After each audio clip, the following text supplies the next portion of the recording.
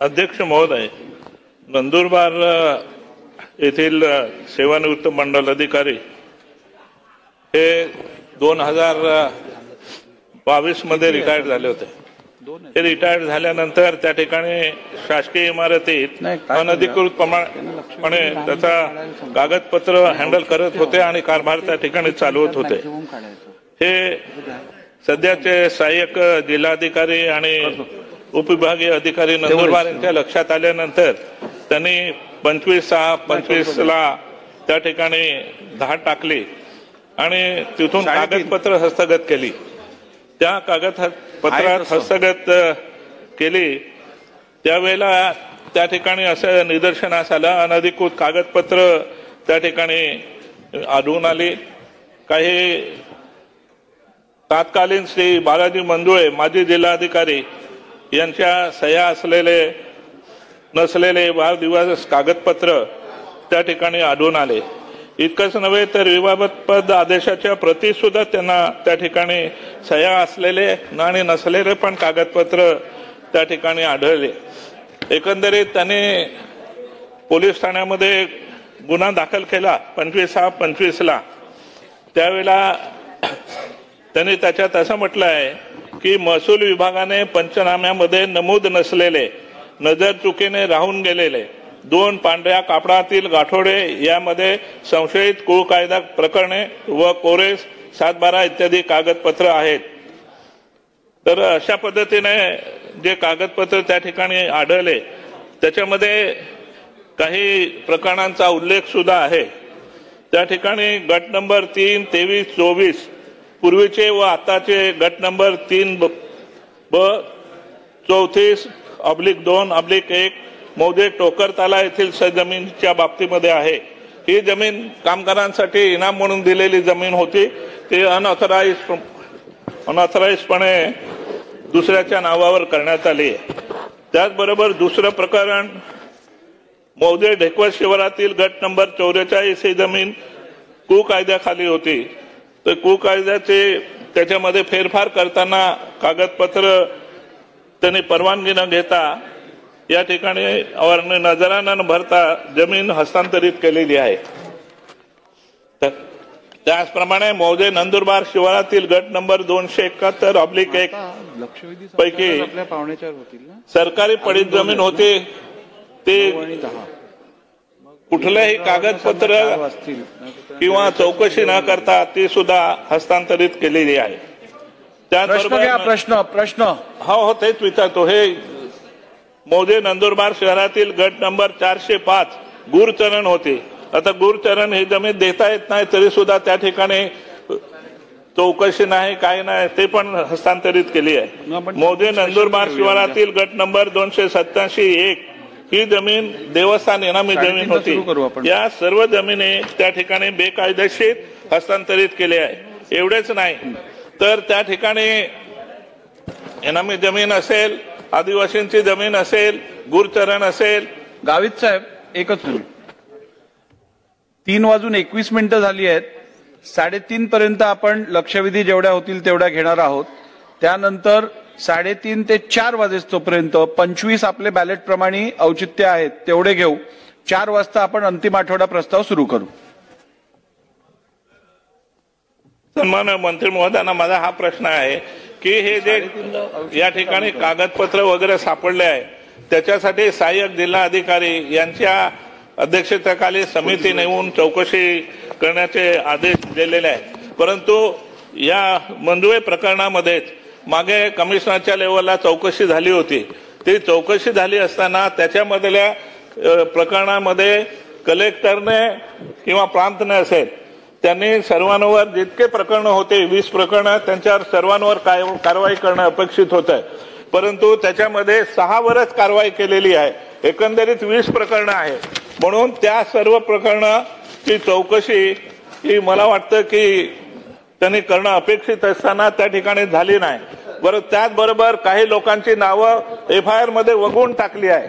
आदेश करताना सर्व प्रकरणं सारखी होती, ती सारखी प्रकरणं त्याच्यामधून वगळली आहे। आणि म्हणून माझी आपल्याला विनंती आहे की ही सर्व प्रकरणांची चौकशी कमिशनरच्या डिव्हिजनल कमिशनरच्या मार्फत करावी, जेणेकरून त्यांना योग्य असा निर्णय होईल आणि बाकीचे जे बिल्डर आहेत किंवा त्या ठिकाणचे नेते आहेत ते नेते त्याच्यामधून सुटणार नाही, नाहीतर त्या ठिकाणी त्यांचीही नावं त्या ठिकाणी सुटण्याची शक्यता आहे. तरी आपण कमिशनरच्या मार्फत चौकशी करावी ही विनंती. मंत्री महोदय. अन्य अध्यक्ष महोदय, मी डॉक्टर विजयकुमार गावितजी यांचं खरं तर अभिनंदन करायला पाहिजे की त्यांनी एक मोठा विषय म्हणजे आमच्या सेवानिवृत्त मंडळ अधिकाऱ्यांनी जेडीएम पठाणनी जे 31/8/2023 रिटायर्ड झाले जे मंडळ अधिकारी होते यांनी एक पॅरलल कार्यालय चालू केलं आणि आमच्या तहसीलदारच्या निवासस्थानी चालू केलं.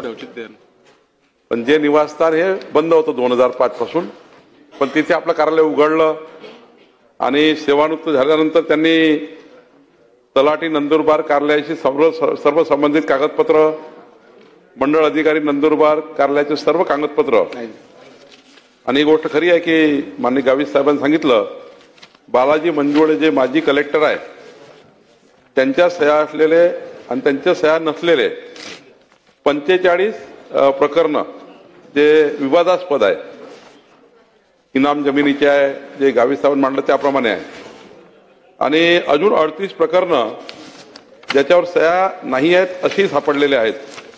महागड्या वस्तू आहेत मोठ्या, अजून 76 इतर वस्तू आहेत, ते सर्व पंचनाम्यामध्ये आहे.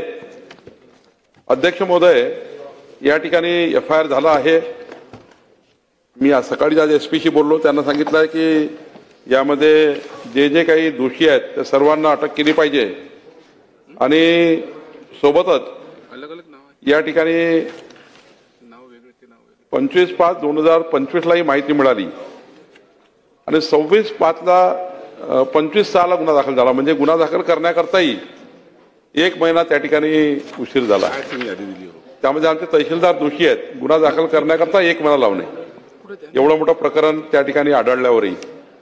त्यामुळे या तहसीलदारही आम्ही कारवाई करणार आहोत आणि जे या FIR मध्ये जे जे आहेत आणि FIR मध्ये जे जे पुढे येतील त्या सर्वांना आम्ही आरोपी करणार आहोत.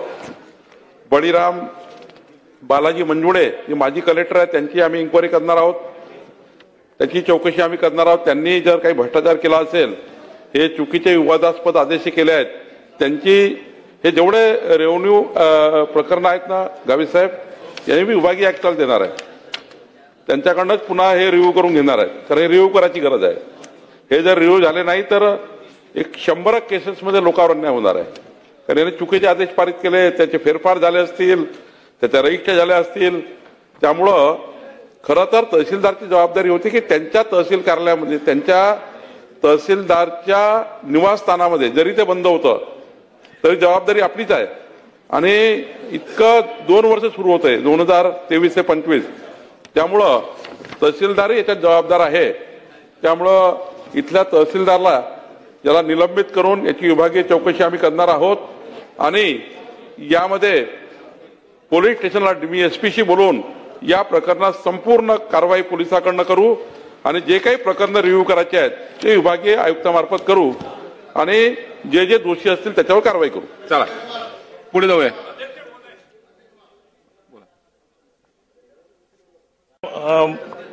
तात्कालीन जिल्हाधिकाऱ्यांची चौकशी होऊन त्याच्यामध्ये जे प्रकरण 20 प्रकरणं आली होती, त्या 20 प्रकरणामध्ये 6 प्रकरणामध्ये त्याच्यावर कारवाई करण्यासाठी पोलीस स्टेशनला सुद्धा गुन्हा दाखल झाला.